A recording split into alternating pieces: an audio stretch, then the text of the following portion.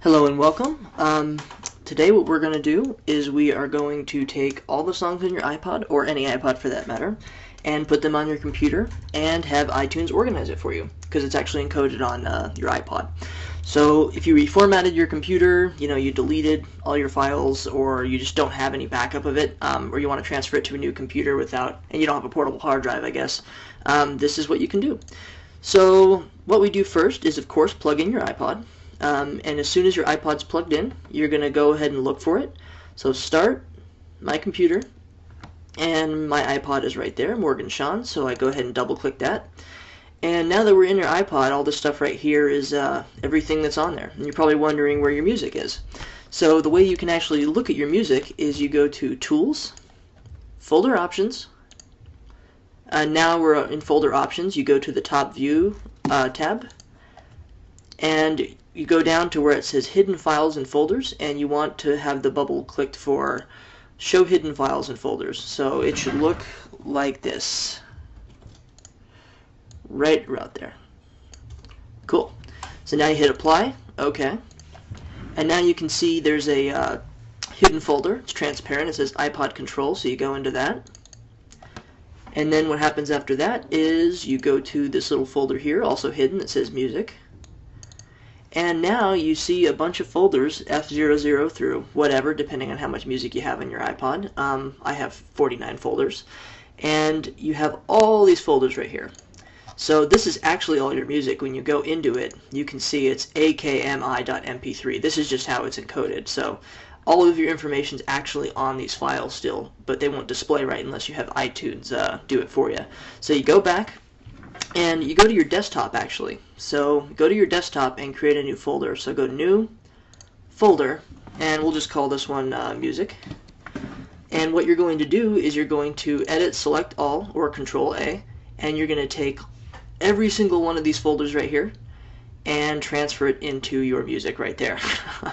So that's going to take a long time because it's USB. So go ahead and do that, and probably pause the video at this point, and then when it's done, continue.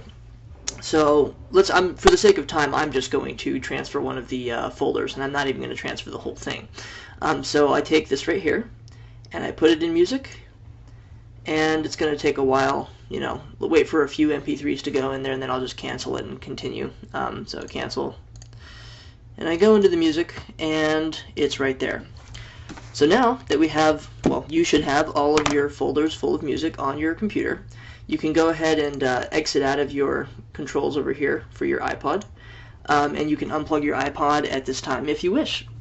So now what we're going to do is we're going to go ahead and select all of the hidden files, or excuse me, hidden folders on your computer, and right-click them, go to Properties, and what you want to do is you want to make it so this hidden thing right here that's checked is actually unchecked. So go ahead and uncheck the hidden, hit Apply, and it's going to ask you if you want to apply it to all your subfolders and files. So go ahead and do that, that's fine. So hit OK, OK, and now it's no longer transparent, it's no longer hidden, so iTunes will recognize it when you want to add it. So now what we're going to go ahead and do is minimize this. I'm going to go ahead and open iTunes. And what you want to do here is you actually want to go to Edit, Preferences. Now in the tabs at the top, you want to go all the way to the right to Advanced. Now what you want to do is you want to actually make sure that your thing looks like this. So it should say keep my iTunes folder organized right here. And this should be your iTunes music folder location. This is the default on all Windows XP, to my knowledge.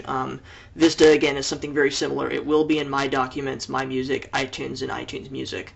So keep that in mind, and what we're actually going to do, now that this is for sure checked and you have the location here, is you're going to exit out, or go ahead and press OK, I guess. Minimize iTunes, and you're going to go to your Documents, however you get there, Start, Computer, whatever. Maybe it's on your desktop. So you're going to go to that path. So My Music, iTunes, iTunes Music, and there's nothing in here. So the first thing that you're going to do is open up your music folder right here with all your music in it. You're going to take your folders and just go ahead and put all of them in there. And again, for the sake of time, I'm only doing one folder at the moment. So once that folder's in there, you can go ahead and X that out, and you can go ahead and just get rid of that music folder on your desktop. Delete that. So now what you're going to do is you're going to go to File in iTunes, Add Folder to Library. So what you're looking for is this specific area right here. So where, you're in My Documents, it'll say, My Music, iTunes, iTunes Music, etc. So once you're in there, these are all your files. So you want to actually add this iTunes Music folder right here. And you hit OK. And then what will happen is, as you can see up here, it's processing album work and all these other things.